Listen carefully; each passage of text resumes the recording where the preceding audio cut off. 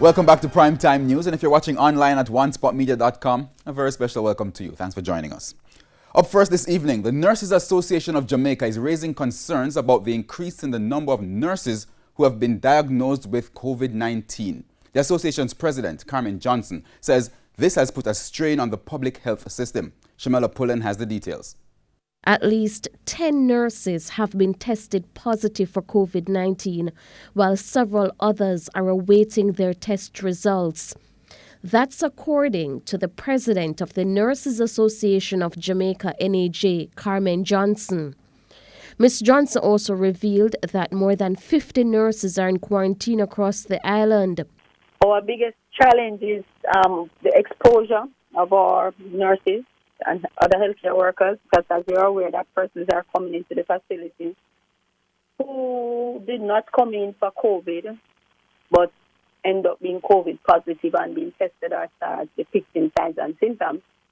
And so it simply means a number of our nurses would have been exposed or been so tested positive. This has also impacted the nurse-patient ratio. On Thursday, doctors complained of exhaustion due to long working hours.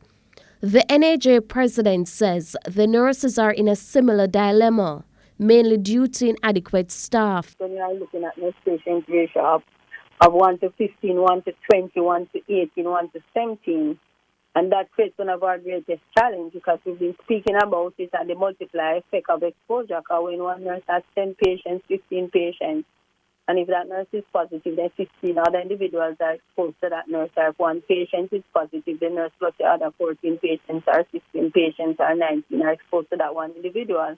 The NAJ president is hopeful things will improve once the COVID-19 cases decrease. So what it is what it is. Our number of nurses are what they are. And unlike other professionals, we would have had others waiting to be employed, or just in sit and wait, they find options and exercise their options. And so what we want is for all of us as individual citizens to be responsible and to take responsibility for our own health and our family's health, and to ensure that we are ensuring that we are minimizing our risk. Shamela Pullen, TVJ News.